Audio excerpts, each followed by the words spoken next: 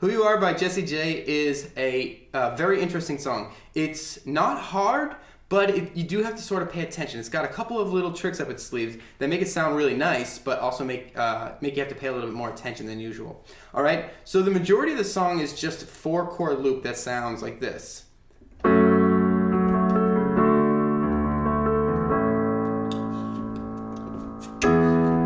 So you'll recognize that sounds a lot like the intro. The intro pretty much just plays to these 4 chords. And maybe she sort of like says like, yeah, something, you know, whatever. Alright, so those 4 chords, and then you'll notice she also comes in, I stare at my reflection in the mirror. She doesn't sing as low as I do, but I'm a guy. Why am I doing this to myself? Alright, anyway, you know what part I'm playing. So the 4 chords that you need to know there are an F sharp minor, so F sharp, C sharp, and F sharp in your left hand.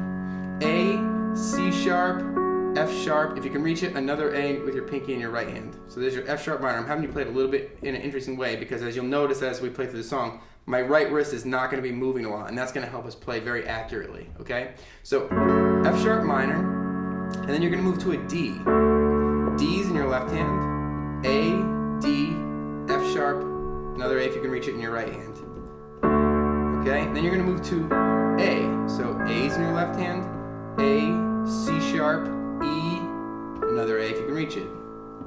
Okay, and then you're going to finish that 4-chord loop on an E. So E's in your left hand, B, E, and G sharp if you can reach it. Actually, you're gonna have to reach that one.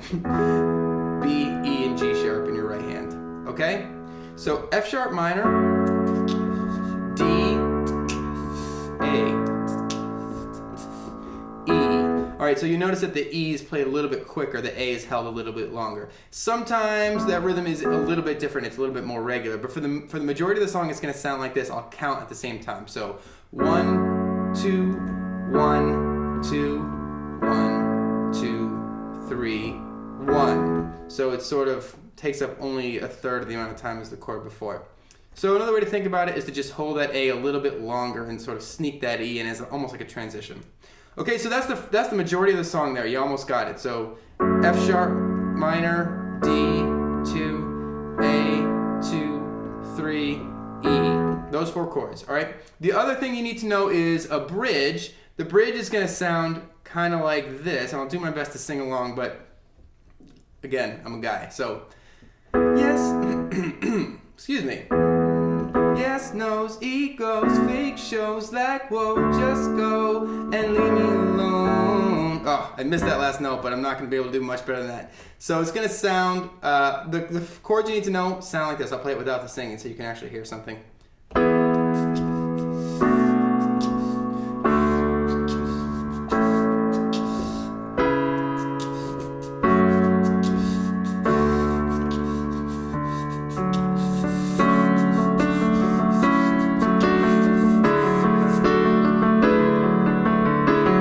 And then it'll end on sort of like this F sharp minor, and we'll start doing some funky stuff. So that bridge there that you need to know is just, I know it sounded kind of complicated, but I'm going to break it down for you, right? So it's just an E. So E's in your left hand, B, E, G sharp, and another B if you can reach it in your right hand.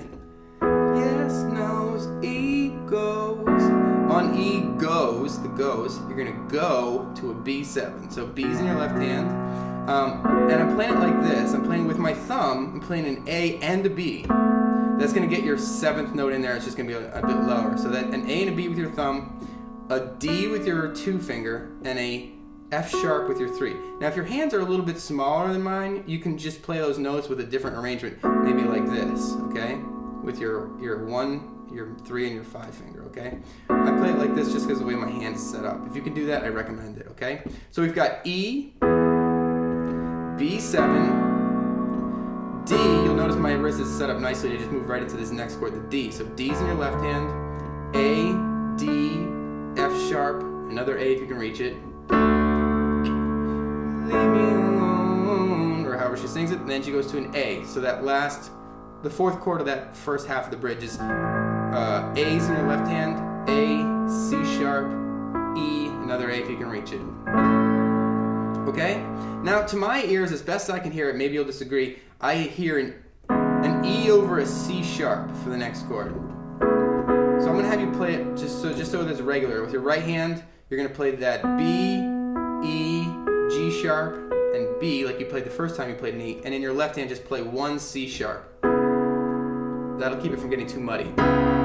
It overpowers when you play two. So just one C sharp. So that's an E over C sharp, and then you're gonna move to an F sharp 7, okay? So I'm gonna have you play it like this. You're going from here to here. So you can play F sharps with your left hand. It's alright if you play two here. You can also play one if you prefer, but F sharps with your left hand, A, C sharp, and E with your right hand, okay? Then you're gonna move to D's. So D's in your left hand. I'm sorry, you're gonna move to A, D. D's in your left hand, A, D, F sharp, and A in your right hand, okay? And then you're eventually going to get to a D major 7, which is really just all you have to do to get to a D major 7 is move this D here down a half step to a C sharp. Okay? But I like to sort of, on this move, rearrange all my notes so that it sets me up to play some fancy stuff. So if you feel like just playing the simple version, just move this D down to the C sharp and you'll have your D major 7. Otherwise, jump to this, where you're playing a D and an F sharp with your left hand, and an A and a C sharp with your right hand, okay? And that's your D major 7. Now you're basically going to hold that D major 7 for a long time while the strings rise, and sometimes I play something kind of cascading. If you really want to do that, think about this scale that starts on C sharp and just plays C sharp, D, E, F sharp, G sharp, A, B, C sharp, something like that. And I'm playing every other one, right? You can do some tricks. Try and play along with that scale to get like a cascading sound up. It sustains for a while. You're going to listen in to the original so you can hear how long it sustains. And then it jumps into this F sharp minor for a little while it does some tricks to get back into that main loop that I taught you, okay? So when you're in that F sharp minor, you might also feel compelled to play one other little part. So that's pretty much the whole song. You can definitely take what I showed you there and go play along to the original. If you want to add a nice little trick, there's this little part that sounds like this. That's sort of like a piano part that comes in, and it just does that and repeat in the background while the guitars sort of bring the song together. So if you want to play that part, you want to think about playing these three notes with your right hand. An F sharp, an A, and a C sharp. And you'll notice I'm playing it in this order, my 2 finger, my 1 finger, and my 3. And you're just going to sort of wobble back and forth. Wobble, wobble, wobble, wobble, wobble. Just made up that wobble. Hope you like that. And then in your left hand, you're going to be doing another type of a wobble. You're going to be playing with an E, an F sharp, and an A. These 3 notes. And you're going to be playing with your 3, 2, and 1 finger. So you're going to wobble that back and forth. Okay, now another thing you need to do here is hold the pedal down, hold your right sustain pedal down, and you're going to want to play these notes with a lot of staccato, which means you just kind of like bounce off of them. The combination of bouncing those notes and holding the pedal down will still give you a smooth sound, but it will allow you to play notes right after ones that you've just played, even though you're switching fingers, without sort of sounding like you're running over them, right? So staccato, and you want to do both at the same time, so you're basically playing notes that are really close to each other the whole time. So this is it in slow motion, and you just speed it up. Okay, so if that's confusing, don't worry about it. That's just a little bit of extra credit, all right? But if you're like really interested in getting that part, that's how you do it. All right, so that's pretty much the whole thing. I really hope this tutorial helped you. Don't forget to rate, comment, and subscribe, and I'll see you next time.